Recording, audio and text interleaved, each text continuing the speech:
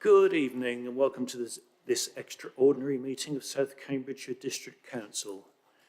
My name is Councillor Peter Sandford. I am the Vice Chair of the Council. I will be chairing this meeting in the absence of the Chair of the Council. I propose to ask Councillor Anna Bradnam to act as Vice Chair for this meeting. Could I ask for a seconder for that proposal? Tumi Hawkins, I think you were first hand up, so thank you. Seconded by Councillor Hawkins. Can I take that decision by affirmation? Anyone against? Okay, thank you. Councillor Bradnam.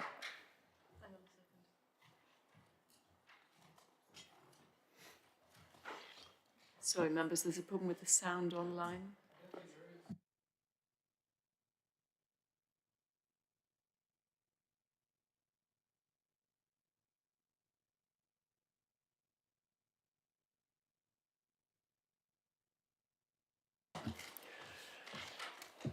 This meeting is being live streamed and recorded. We also allow recording, filming and photography, so long as the meeting is not disrupted. Please ensure your phone is on silent. You should keep your microphone switched off until you are invited to speak. If participating remotely, when you are invited to address the meeting, please make sure your microphone and camera are switched on. Then, when you have finished addressing the meeting, please turn your microphone and camera off. Members attending remotely should indicate their wish to speak through a chat message in the Teams meeting. Those present in the chamber should indicate their wish to speak by raising their hand. I will ask the Vice Chair to note the order of speakers. The chat facility should not be used for any other purpose except where necessary to write down a simple amendment. Complex amendments should have been shared with Democratic Services in advance of the meeting. When we move to a vote on any item and there is not clear affirmation, I will state that a recorded vote will be taken. Members in the chamber will then vote electronically, selecting for, against or abstain. The result will be displayed. This meeting is quorate, so we will proceed. Item 1 on the agenda, apologies. Are there any apologies for absence? Thank you, Chair. We have apologies from Councillors Hart, Hales, Handley, Ellington, Halings, Leeming, MacDonald. Oh, Sue, my apologies. Sorry, I don't know where I got your name from. My apologies for Councillor Ellington, sorry, who, for the record, is here. Councillor, if anyone else is here that is on my list, I'm very sorry. Councillor Leeming, MacDonald, Stobart, Waters. Oh, it's going well. Drew, Wilson, Atkins, Rippeth and Jackson Wood.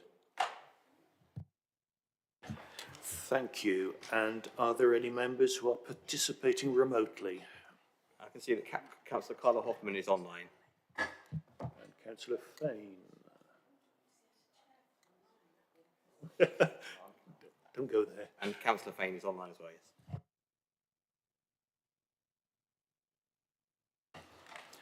Item 2, declarations of interest.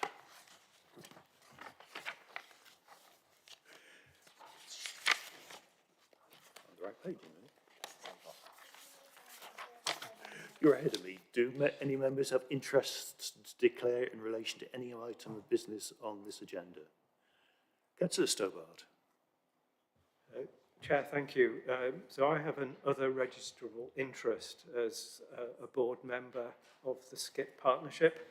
I've taken advice from the monitoring officer and we've decided that it's best if I leave the meeting and leave you to the discussion. So I will leave the meeting and wish you all well. Thank you very much, Chair. Thank you. Are there any other declarations? Councillor Bhattacharya.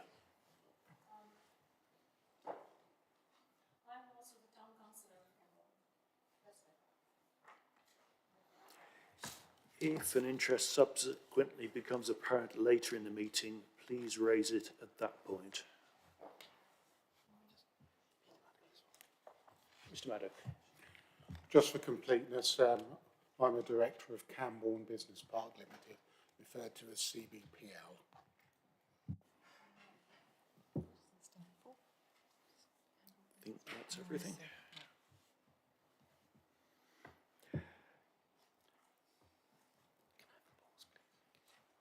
Yeah, we're going to have a brief pause.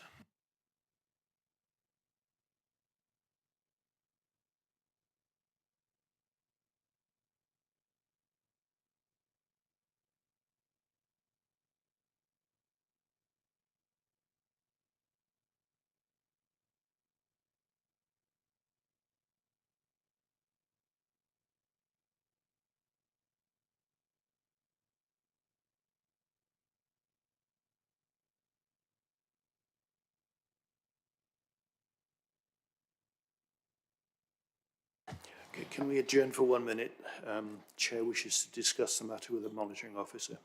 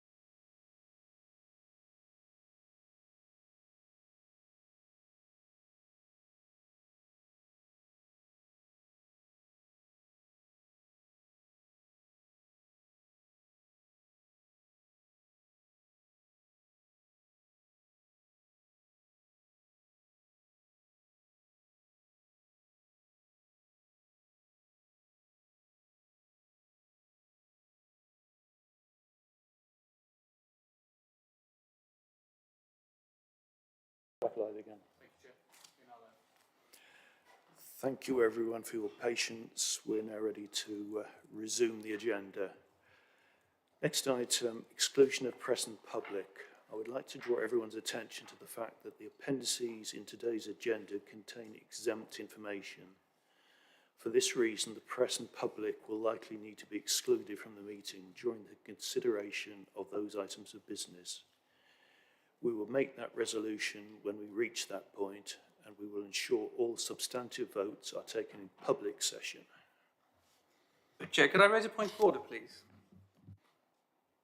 Councillor Williams, yes. Thank you, Chair. I think members might benefit from an explanation, given that we just had a declaration that a director of a company that stands to benefit, or at least is directly concerned in the matter before the council, is present in the chamber. Councillor Stobart had to leave. I think it would be useful to get an explanation as to how this conflict is to be resolved.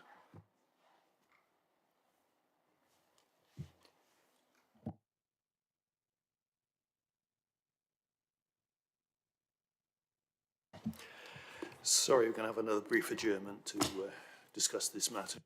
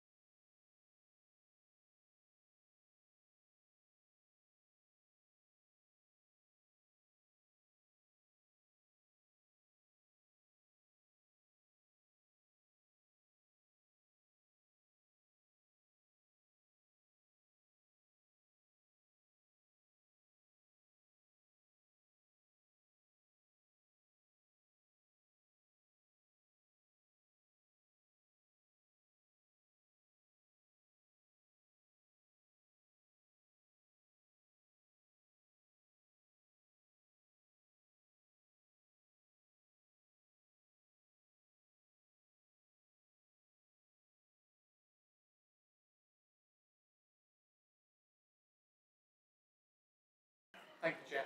You're live again. Mr Maddock will respond to Councillor Williams' point of order. Thank you, Chair. So I've declared an interest as a director of Camborne Business Park Limited. My role here is effectively to support members in relation to the finances as they pertain to the council.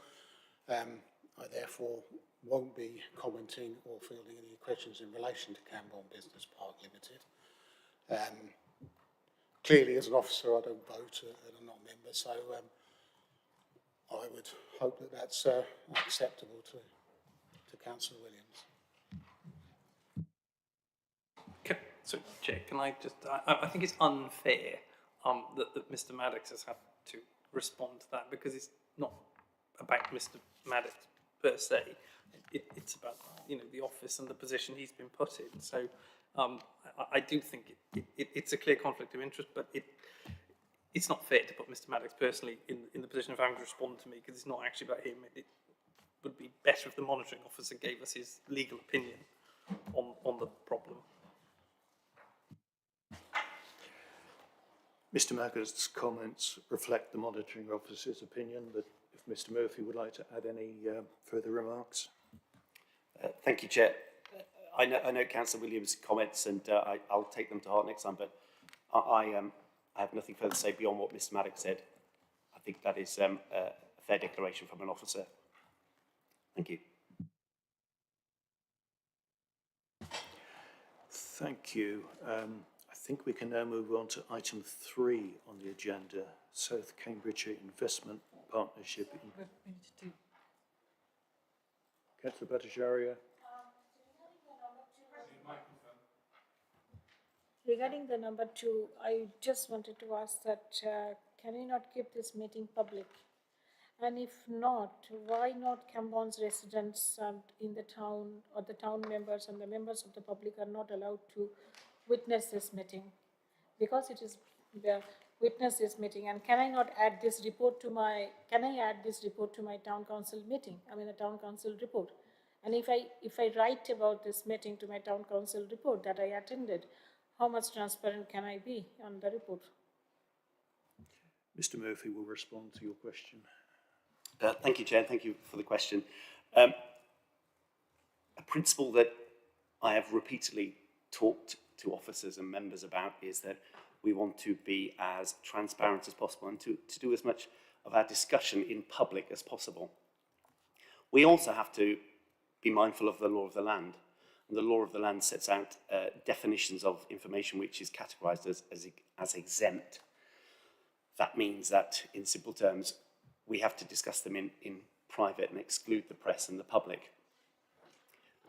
We have reflected, and something the Chair may touch upon later when we come to the discussion, we want to encourage as much discussion as possible to be in the public section before, I imagine, we will inevitably have to go into private, because certain members may want to ask questions about the exempt information, as is your right, and I fully expect that there will be many questions.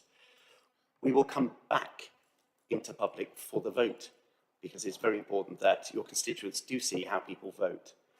As for your other question, and forgive me, I'm recalling, as for how much you can report to your parish council and feedback on, I'd be delighted to sit with you tomorrow and explain, but the principle is the paper's public, the vote will be public, and we want to have as much discussion in public as possible.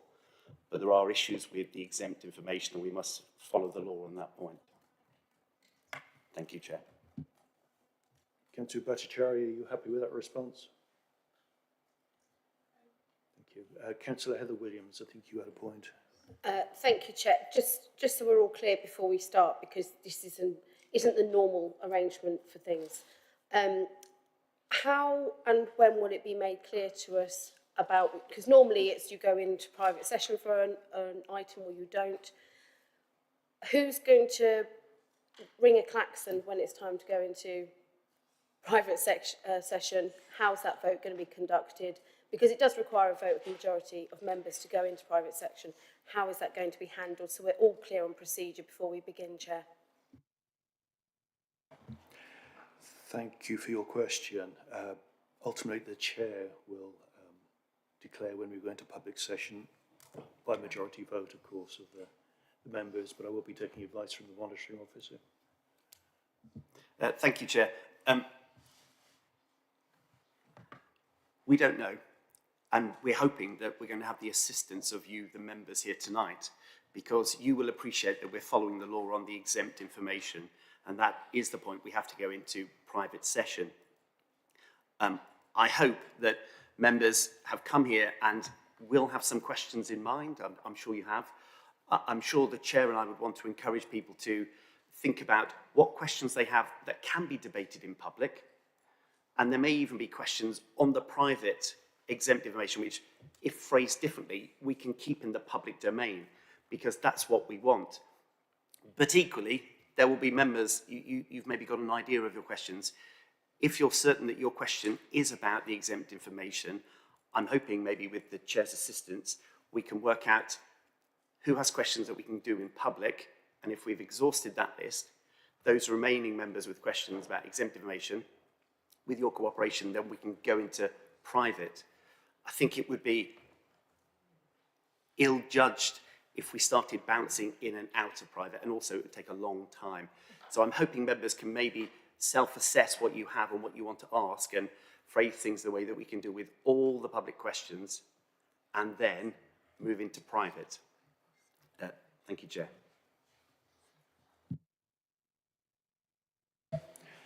Thank you, Mr. Murphy. I think I can resume the agenda. Item 3, South Cambridgeshire Investment Partnership, investment at Camborne, starting at page 5 of the pack. And my Vice Chair has helpfully pointed out the restricted papers start at page 15. Correct. So there's a lot of restricted information.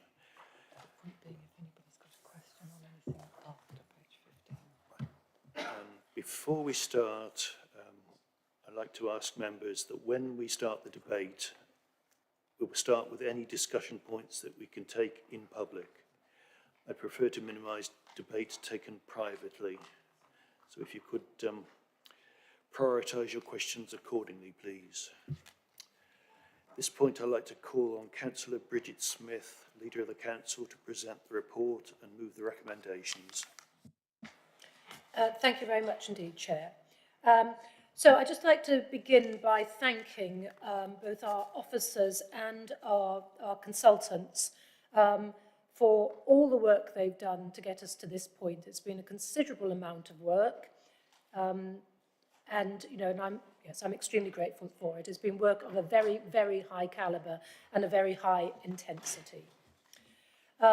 So back in 2018, when the Liberal Democrats took control of this council, one of the first things we did was the Cabinet and members of the leadership team at the time all piled into a minibus and bounced all the way round to Eastleigh, which is a council with an outstanding reputation for acting as a major developer and delivering housing. And we'd heard a lot about Eastleigh, and we went down to see how they did it. And their record of housing delivery, of high standard housing delivery, and of affordable housing delivery is noted nationally. So, having seen them and talked to them at length, we came back enthused with their ambition and their vision. And as part of we're now at the point with this council, with the significant improvements we've made with this council, that we are now confident that we are in a really, really good place to not compete with Eastleigh, because they do things on an absolutely mammoth scale, but to do what is appropriate for South Cambridgeshire. So, as you'll be aware from the papers, we were part of acquiring the land opposite these offices in Camborne, which is a very, very successful new town where it's quite difficult to find a house for sale, because actually people who come here really like it, and therefore our vision of delivering an exemplary development within Camborne, I think will sit very comfortably within this already very successful town. So it was one of our overarching aims that this development should be built to the very highest energy efficiency standards. And at the time when we were working on this vision was before we were in a cost of living crisis. So, you know, it's always been one of our ambitions that we are responsible for approving and delivering in our own right housing that's truly affordable for people to live in. They're not giving half their money to to electricity companies, that actually they are freeing us up as much of their disposable income as they can to actually enjoy life, rather than just have it all invested in the necessities of life. Since we've had the cost of living crisis, which doesn't show any signs of going away anytime soon, this imperative to deliver homes that are affordable for people to live in becomes ever more critical. So the affordable rented houses will have triple glazed windows, passive purple membrane, about which I now know quite a lot because it delivers fantastic levels of air tightness, mechanical ventilation heat recovery, nylon compact P ventilation and heating systems, photovoltaic panels on the roof, and uprated cavity insulation thickness to the external walls. And the result will achieve 100% reduction against the government's building regulations Part L 2021 baseline.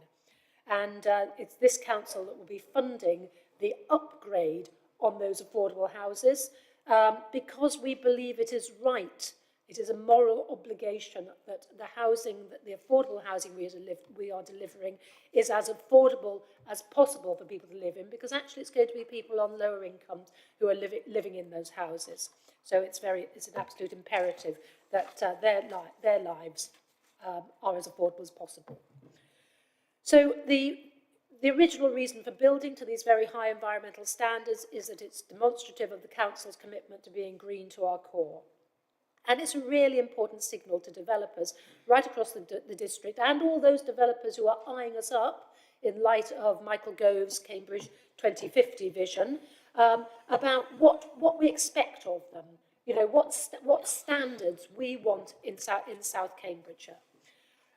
We want to get the message through to them very, very strongly that we're not engaging in a race to the bottom when it comes to protecting our environment. And we want this development to be an exemplar. So when people come and talk to us, or talk to Michael Gove or his development corporation or whatever, we say, okay, if you want to see the sort of standards that we expect, that we believe residents of South Cambridgeshire deserve, go and look at this development in Camborne, because it will be exemplary.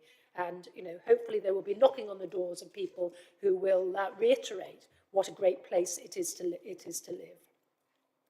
So there'll be lots of new public spaces, a park, a new square, orchard and foraging routes, which I'm looking forward to really sort of connect the residents with nature within their community. And despite the government's recent lack of ambition when it comes to biodiversity net gain, and with, you know, the 10% that they're saying is all that developers have to achieve without exceptional circumstances. And, you know, we're told time and time again that the risk with only 10% is that the risk is it's missed altogether and you end up with a net loss. So by insisting that there is a minimum of 20% biodiversity net gain, you know, we want to deliver that ideally within Camborne, subject to some land transfers, so that's what we're aiming for. If we can't do it all within Camborne, then we'll be doing it as close to Camborne as we possibly can. So with this development, we'll deliver 40% affordable homes. That's 102 in total, of which 72 will be affordable and 30 will be shared ownership. And a lot of people really like the shared ownership model. In my own village, we can't deliver enough of them. It really works for our residents. Michael Gove's own case for Cambridge has pointed out how high the housing inequality is across Greater Cambridge. And it does say, and we agree, that actually the people who suffer the most are young people. It's just impossible unless you've got, you know, a very affluent banker mum and dad to get on the housing ladder. So, you know, by building a really wide variety of affordable properties, Smith, and the could you details bring your of remarks those, to a close, please? thank you. The details are all in the pack. will mean that we're building towards the needs of young people trying to get their first home, and new families in need of more space, and those who need accessible housing. Thank you. Thank you, Councillor Smith. Can I now call for a seconder? I'm happy to second the motion and reserve my right to speak till the end. Thank you, Councillor Mills. Does anyone wish to speak on this item? I recognise Councillor Bhattacharya.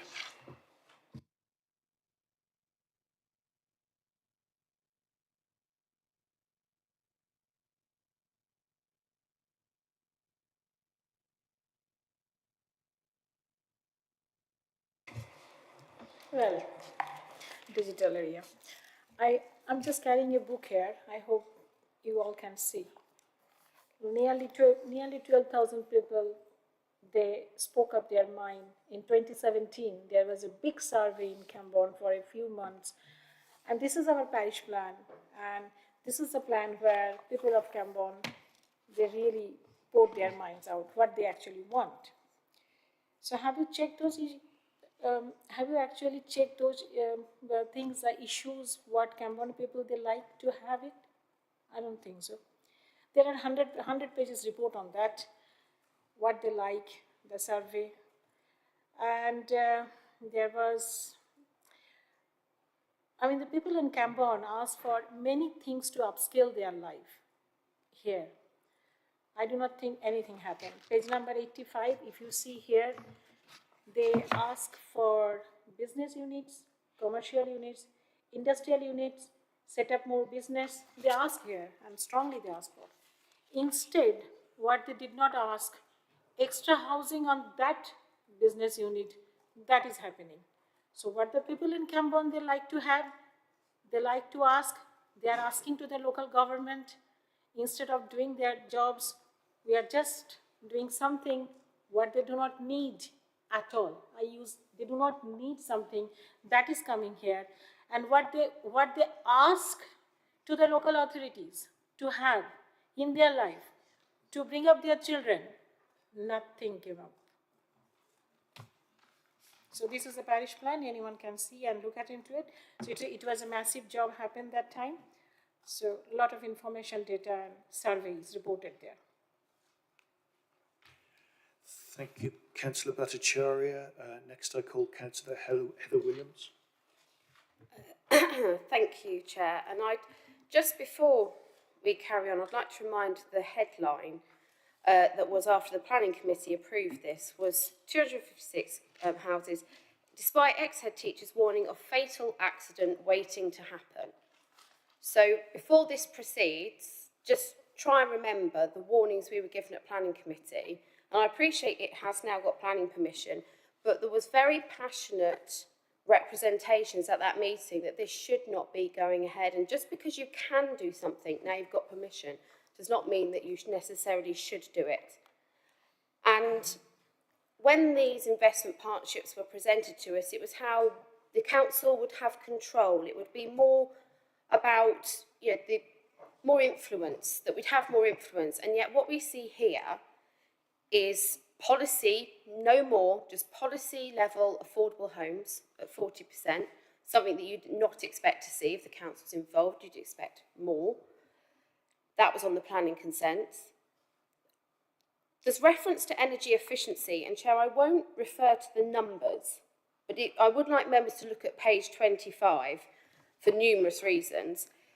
But a lot of the net zero costs are attributed to the affordable units and not the market. So it'd be good to know exactly how much is going to be spent on that market houses for greening purposes, or perhaps they don't need to meet the same credentials as you're doing here. So some more information around that, because it's odd that it's separated for affordable but not market.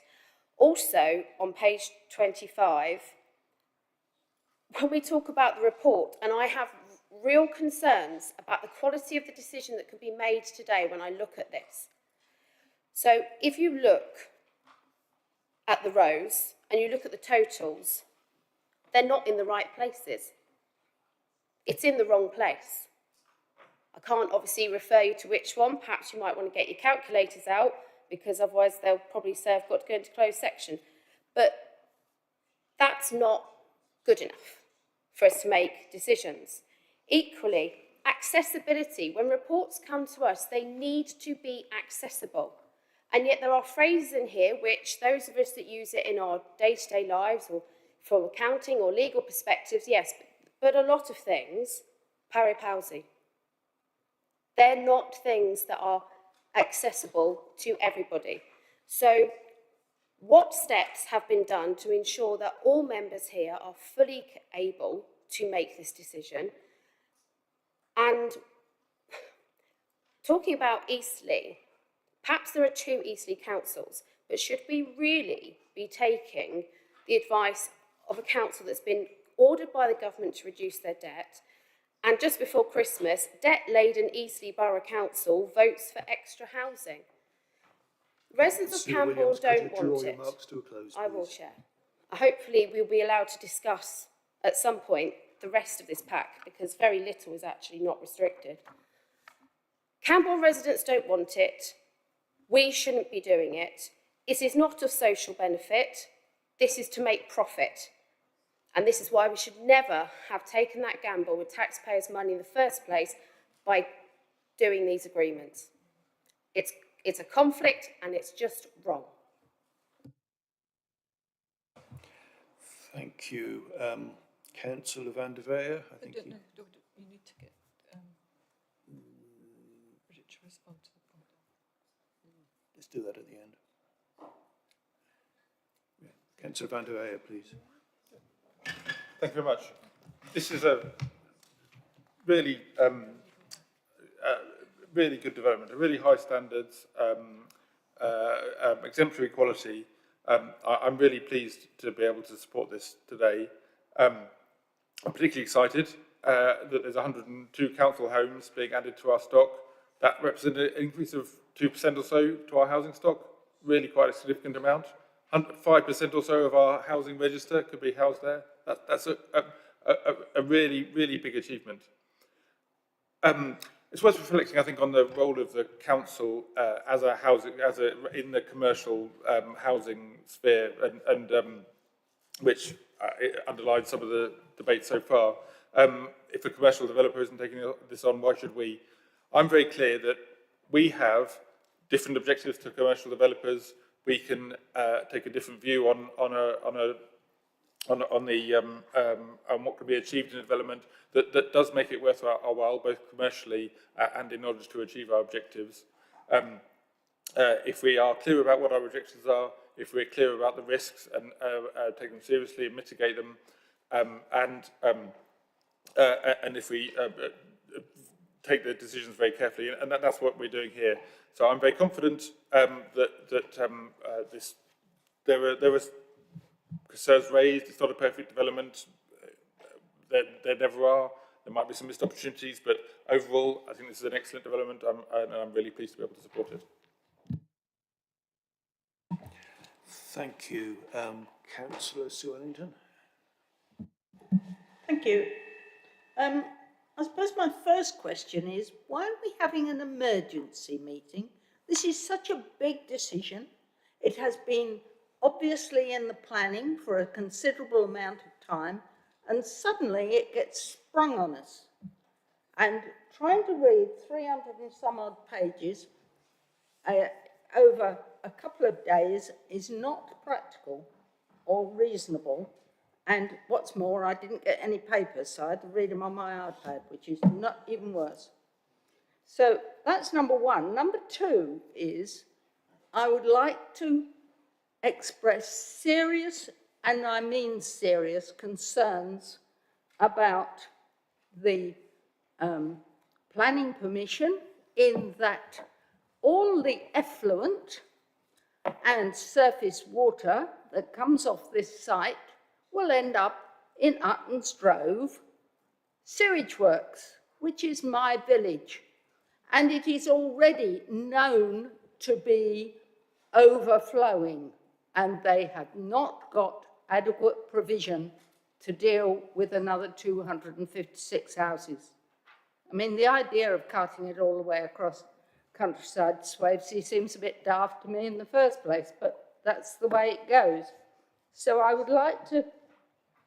will be opposing this proposal on the grounds of inappropriate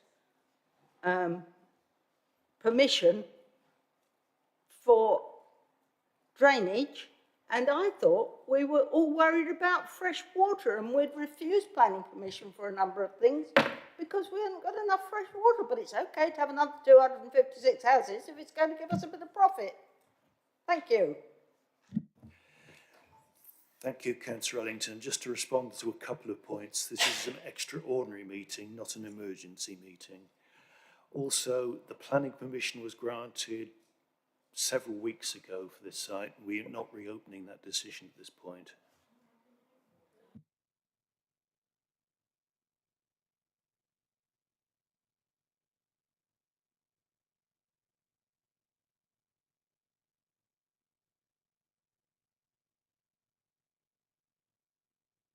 Okay, at this point, Councillor Smith, do you want to respond to any of the comments, particularly Councillor Bhattacharya's? Thank you, Chair. Thank you. So why is this an emergency meeting? Sorry, not emergency, extraordinary meeting. Why is it an extraordinary meeting? It's not an emergency meeting, it's an extraordinary meeting. It's because we are about to go into pre-election period and we wouldn't be able to have this meeting, and that the delay to the start of the build will cost money. So that's why it's imperative that we reach a decision as soon as possible. Yes, so hopefully, if everybody approves it, or then a majority of people approve it, that construction can start this summer. And I just want to pick up on Councillor Heather Williams' comment about, are members well enough briefed? Are they in a position to make this decision? Well, beginning of this week started with a member briefing, firstly for the Conservative group, to which I think only 3 people attended, but also for the Liberal Democrat group. So there was a detailed... Councillor Williams. That meeting, the briefing that was held, it was expressed that some of us, because this has been rushed, we found out as it was being declared about this meeting, not in advance in the normal way, so there was no time to negotiate dates of briefings. So I think it's that should be knowledgeable on the fact that this was rushed. We were given no notice. And actually, we have parish councils we have to attend as well. Well, the Liberal Democrat group had exactly the same notification and they managed Point of order, to Chair, attend the briefing. if I may. How does the leader know how many people were in a briefing, which was attended by Conservative members and officers? How has that information got back to the leader, which has been used for political advantage? I doubt any Conservatives passed that information. Which officers passed the information to you? Can we know what the Lib Dems had, please? I can probably tell you that. But, I think you're missing the point, Leader. so I mean, it's important to me that members are fully briefed on this, all right? Because it's an important decision to take tonight, and it's important that members are briefed. So I shall continue, if I may, please. So there was an accusation that we were that this is all about profit. Actually, I think this will it's probably in the confidential papers, but in order to deliver the highest quality energy efficiency, actually South Cambridgeshire is foregoing some of its profit in order to make sure that the houses are built to the highest energy efficiency standards. And I think, just seeing my notes if there's anything else I need to respond to. And yes, so what's in it for people of Camborne? Yeah, so what's in it for people of Camborne? Well, the marketing suite will turn into a cafe, and we're in discussions to make sure that, try and ensure that that happens as early on in the development as possible. And I'm sure residents of Camborne will be really pleased to have another cafe in the village. There will be cycleways, which we know the school and the village as a whole are calling out for. There will be additional park place and play space, which again, I'm pretty confident that the town of Camborne want. In relation to the business side, the reason that the use change was, there was a change of use of the site, was that it's down to market forces to deliver the employment sites, And, nobody had done it. It had been vacant for years and years, and no applications had come forward at all to build employment space there. So that was the justification for the change of use to residential.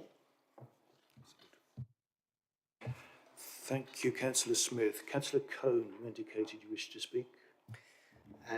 Thank you, Chair. On a separate point, actually, is that? Yeah, thank you. So on page 29, where we talk about the affordable housing, I'll keep it general.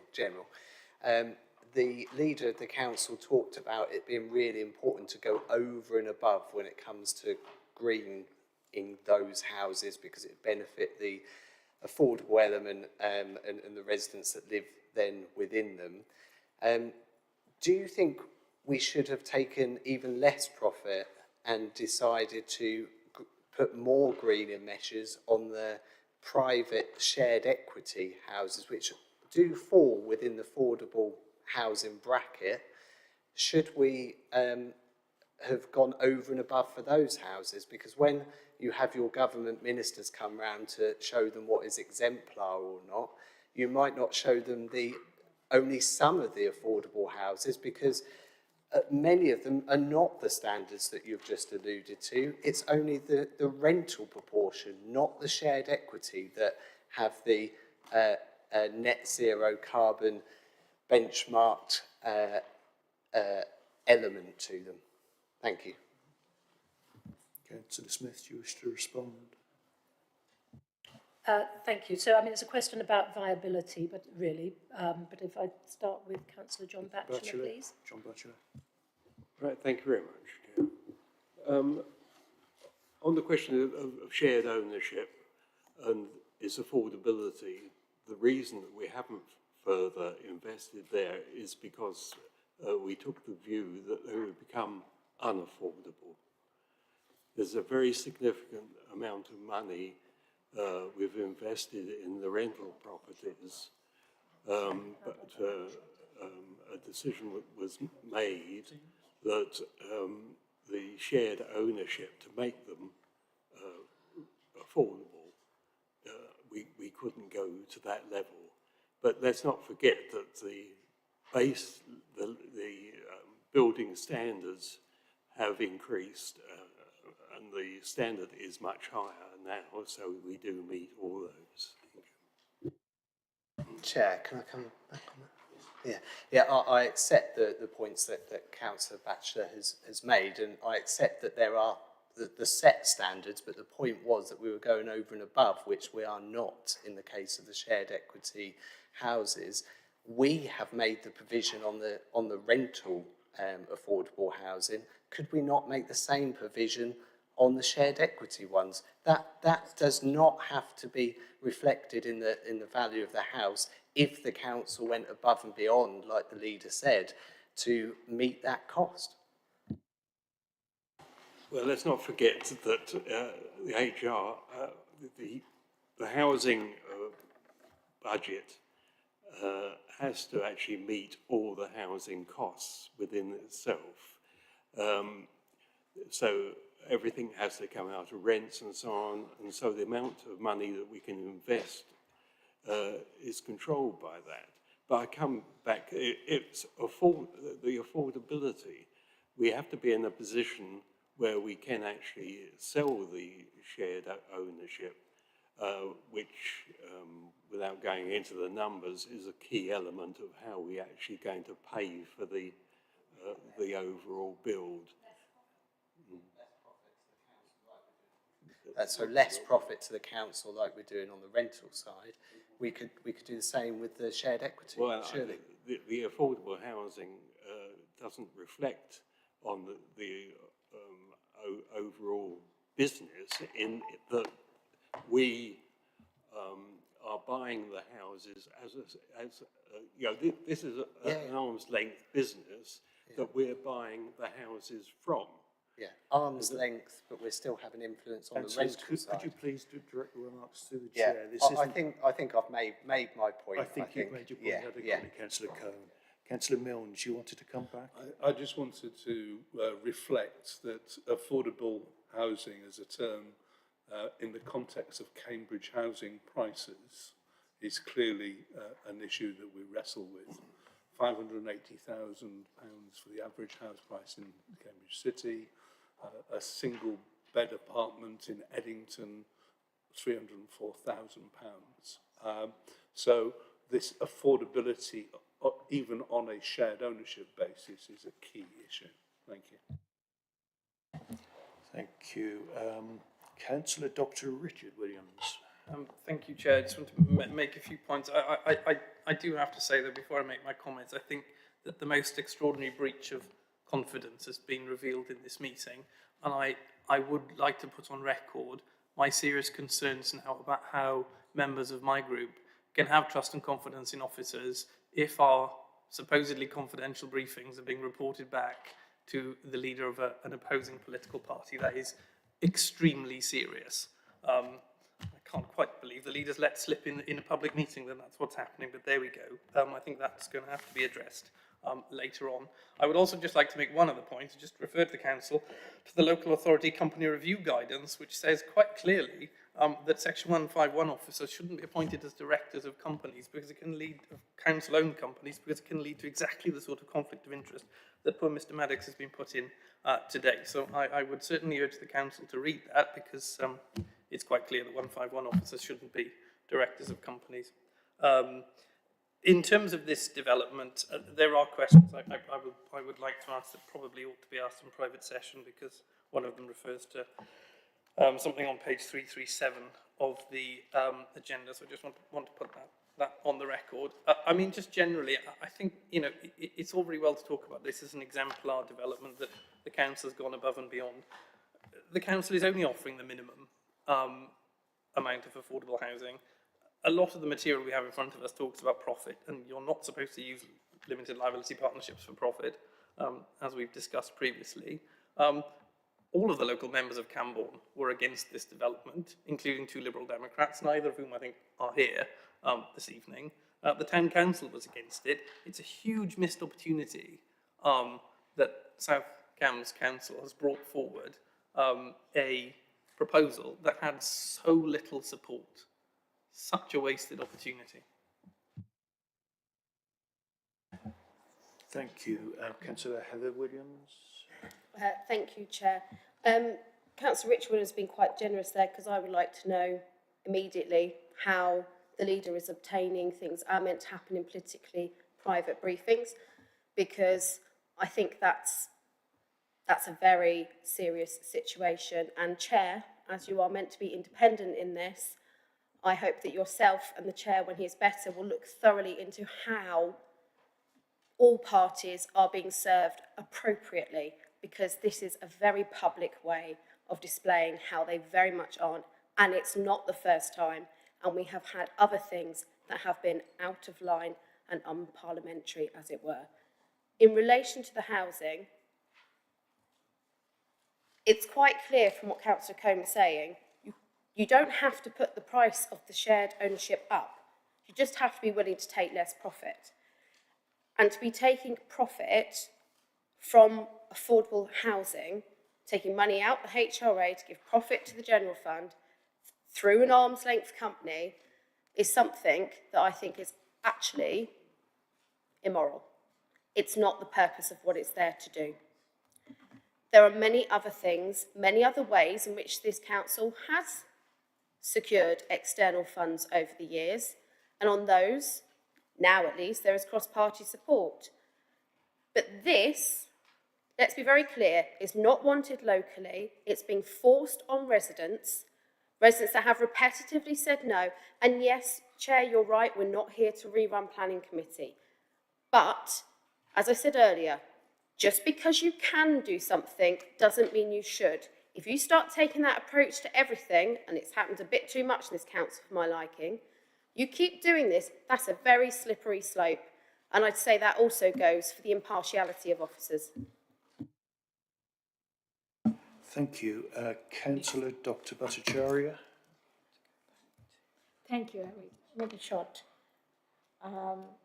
Very passionately, I joined politics. Very passionately I came to the politics that I can change people's lives. And you got that opportunity for many years. And you could have done a wonderful job that could have changed people's lives. Instead, in the local newspaper last week, we saw Camborne named as a toy town. And the toy town, it was named, in the local newspaper because we do not have enough facility to run the town. In 8 years is quite a long time when a whole generation can transform from one thing to another thing. Like the primary school children will go to the universities and to other cities and towns, and they will not come back here for their living. So how council is not paying attention to the public consultation and the town council itself and doing the things what they want? You are coming up with a plan that Camborne Town Council opposed. The town councillor opposed. The town clerk came here and represented. Everyone opposed. So why we are coming up with a plan that Camborne Town Council, Camborne people, Camborne residents, Camborne students, Camborne lives, they are not liking it. You just want to do it. That's a question. Thank you. I don't see any more requests to speak. Councillor Smith, did you want to come back on any of those points? Well, not really, because I think it's perfectly obvious from the report, why we're doing this. I don't think it needs further explanation. Thank you. In which case, Councillor Brian Milnes, would you like to close the debate? Yeah, thank you, Chair. So I'd just like to add my thanks to the team involved. We've got several of them here. Kath Conlon, Kirsten Donaldson, Anne Ainsworth isn't here this evening, Peter Maddock, and so on, for their huge, diligent work over an extended period of time bringing this to fruition. And we're delighted that it's got to this stage. It is something that we have wanted and planned for and worked very hard on delivering. We've had several challenging issues to get over, and the team has done a tremendous job in doing that. As Councillor van der Weyer said, it is bringing a huge number, relatively, of additional council houses into our stock, which is a real achievement. I've mentioned the issue of affordable pricing and how that really is a misnomer in this part of the world. But it will be an excellent quality housing into the area. It will be the exemplar that we seek to achieve. And I'm very pleased to recommend this proposal to the Council this evening.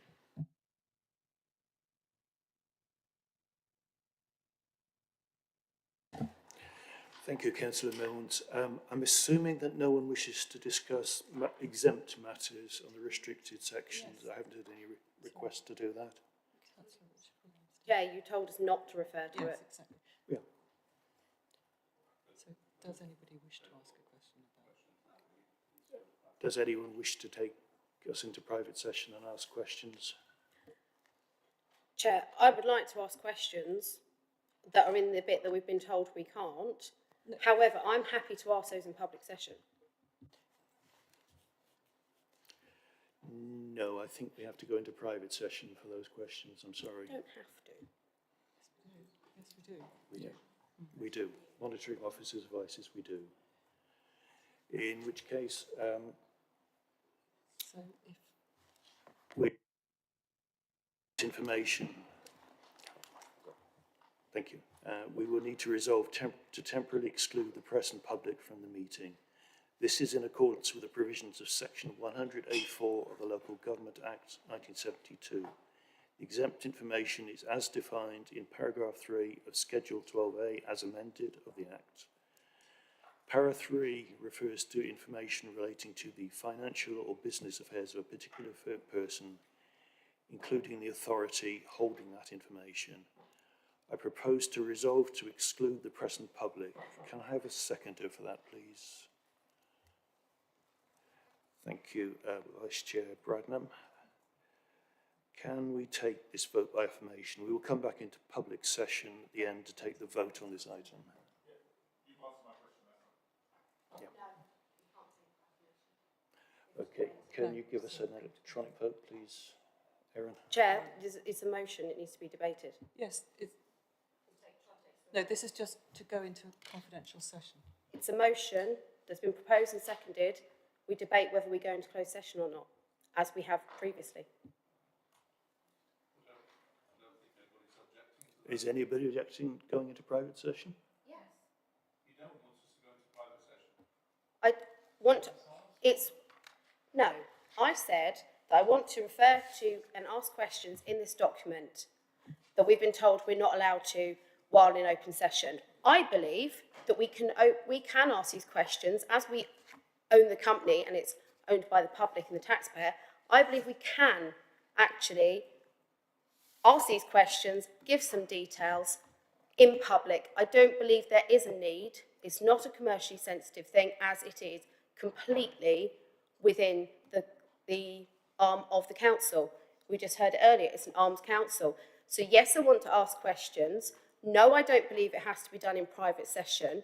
If a majority of councillors believe for me to answer the questions I've got here, I have to go into closed session, then we need to debate that or not. But my view is we do not need to be able to go into some of these details. We do not need to go into closed session, as the chair has alluded to. I'll ask the monitoring officer to respond, please. Thank you, Chair. My advice still stands. We are following the law. The law sets out a definition of what is exempt information.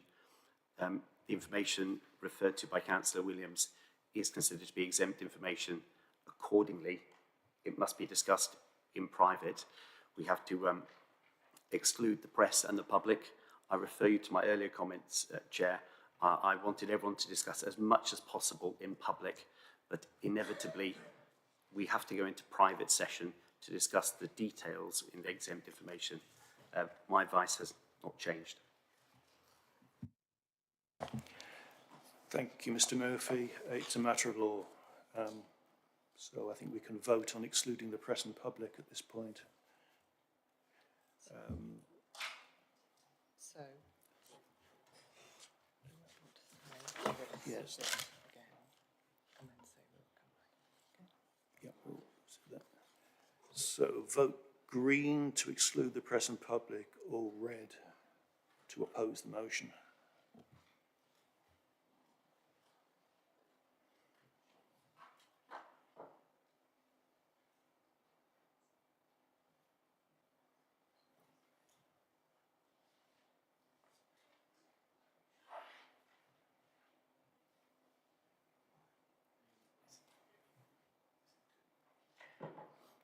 Two. Ask her if we're back. It's not quite registered.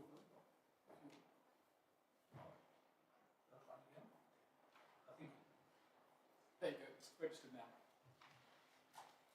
Okay, is that everyone? That's everybody, Chair, thank you. Okay. The motion is carried by 18 votes to 6. We will now move into closed session. Erin, can you take us offline, please?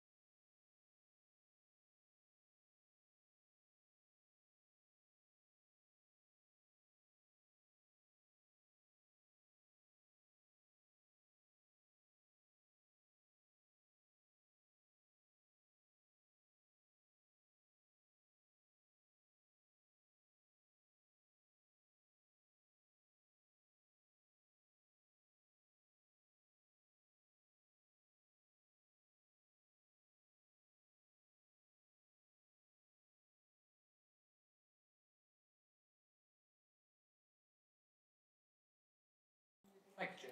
You're not bad. Thank you. We've come back public now. I apologise, I asked you to second rather prematurely about 2 hours ago.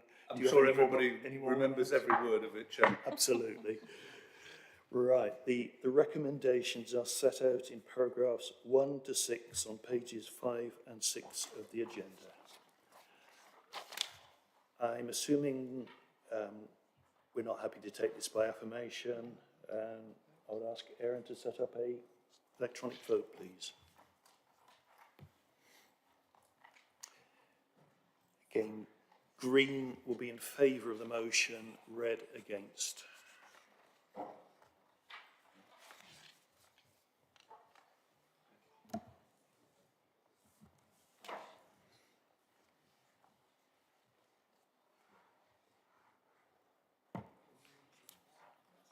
That's everybody, Chair. Thank you, Aaron. 17 in favour of the motion, 6 against. The motion is carried. Thank you. We can now move on to item 4 on the agenda, affordable housing acquisition, 102 new homes at Camborne. Starts at page 341 on the agenda pack. As with the previous motion, when we get into the debate, please keep your public comments up front, and then if we need to move into private debate again, we will do so. Can I call on Councillor John Patchler, Lead Cabinet Member for Housing, to present the report and move the recommendations? Thank you very much, Chair. First thing I would like to make very clear that the Housing Department's dealings with SCIP are no different to any other negotiation with a developer. Underlying any negotiation or any contract to buy affordable housing is underlined by, one, a totally independent valuation.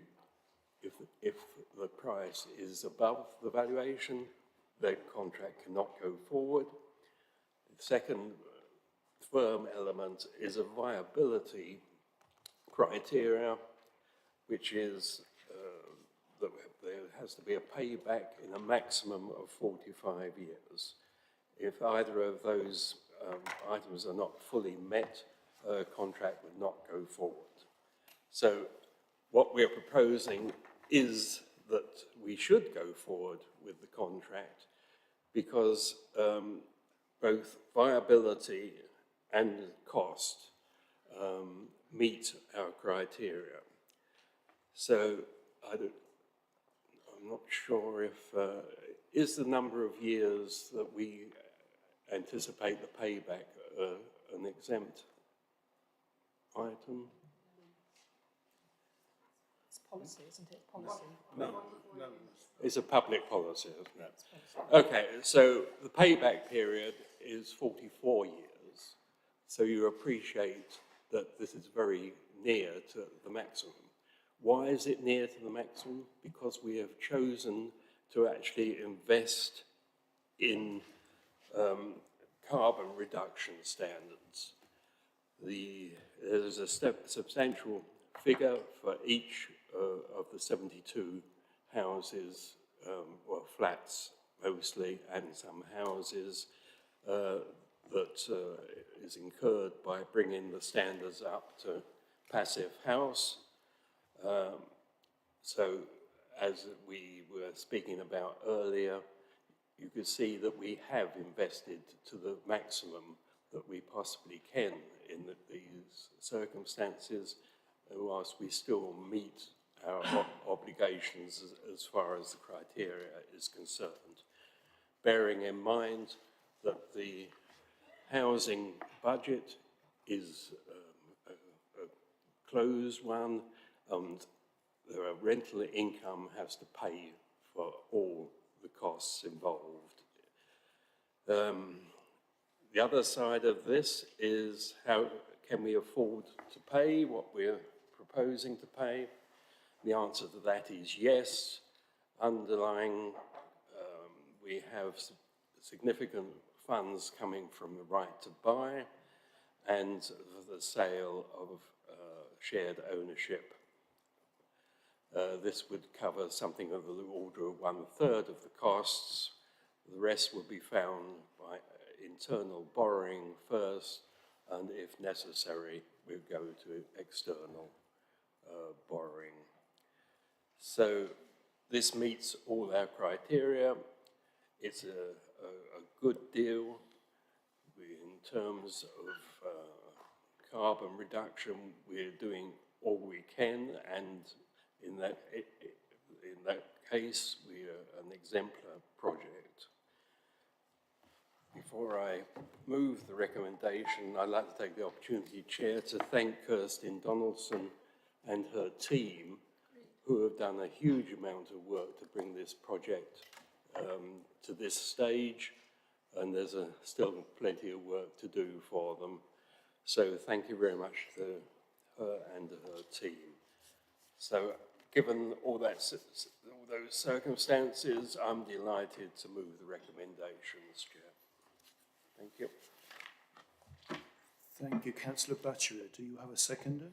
I'm going to second and reserve my right to speak at the end or somewhere in between. I'll try and keep you to the end this time, Councillor Mills. Thank you. Councillor Heather Williams. Thank you, Chair. So I do think it's a shame that it is at the high rate. I appreciate the environmental standards, but given that the company has the partnership in Skip, you'd think they might be able to do better on the price. However, when it comes to who is going to deliver the affordable services, I would always prefer that the council housing department deal with affordable units over other providers, as is here. So I am supportive of, I don't support, to be clear, the fact that this is happening, but that vote's already happened. You're doing it. So I'm being practical here. They're going to happen. You've had the majority vote. So if they are going to happen, I'd much rather they were run by our council department than somebody else. But just to be clear, Chair, I'm voting on that way, and I'm saying what I'm saying because that's what I believe, not because you have brought me into line, as it was mentioned earlier on the debate by a member opposite. I think that's derogatory, and it's not the Chair's job to bring us to heel or bring us in line. It's the Chair's job to ensure that there is fair, open debate. Thank you. I'd never dream of trying to bring Councillor Heather Williams into line. Dr. Tumi Hawkins. Councillor Dr. Tumi Hawkins. Thank you, Chair. A lot has been said this evening.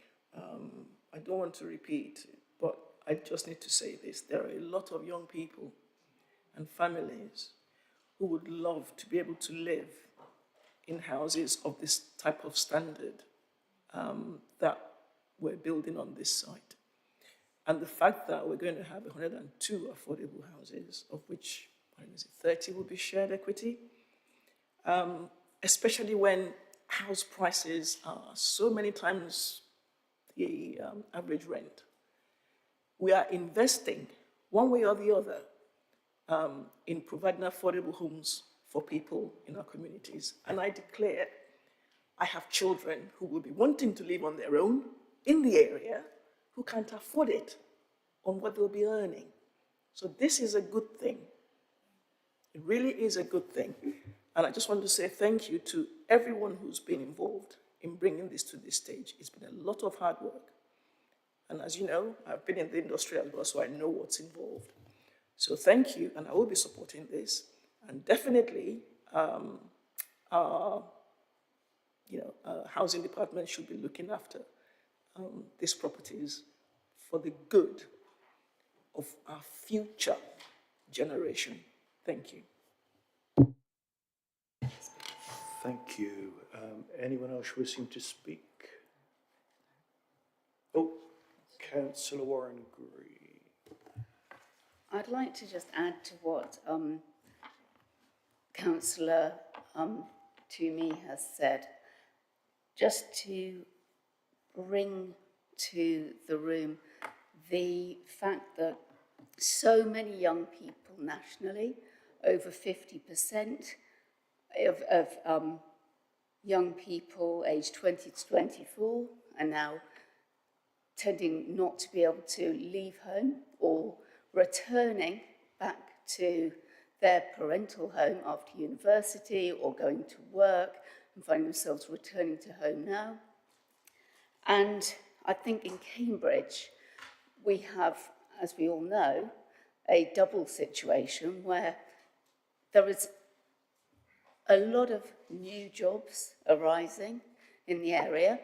We've got an economic growth in the area from an employability point of view, but we still have people coming into those entry roles that can't afford to live here. So when they do come back, they live with their parents, they're very frustrated, and on those grounds, I think I really fully support us doing this, and I'm really pleased to see the young people will get the opportunity for affordable housing. In addition to that, I think, as a single parent as well, I like to see the fact that there's going to be affordable housing in the area for single parents so that we don't dissuade them to come to Cambridge, which is a fantastic place to live and it's got great employability opportunities. So on those grounds, I do support this motion. Thank you. I can't see any other speakers, so can I invite Councillor Milnes to second? Thank you, Chair. It seems as though we're all in agreement that the acquisition of these 102 houses to the council is what we would prefer to do. So with that, I think we ought to move to the vote. Thank you. I agree, and we are still in public session, aren't we? The recommendations are set out in paragraphs 10 and 11 on page 342 of the agenda. Erin, could you set up an electronic vote?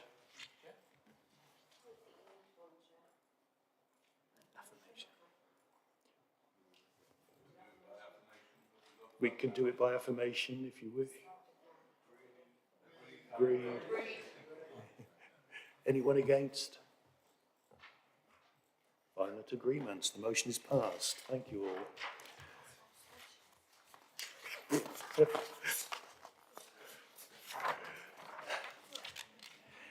That concludes our extraordinary meeting. Thank you all for attending. Our next meeting will be the annual council meeting on the 23rd of May.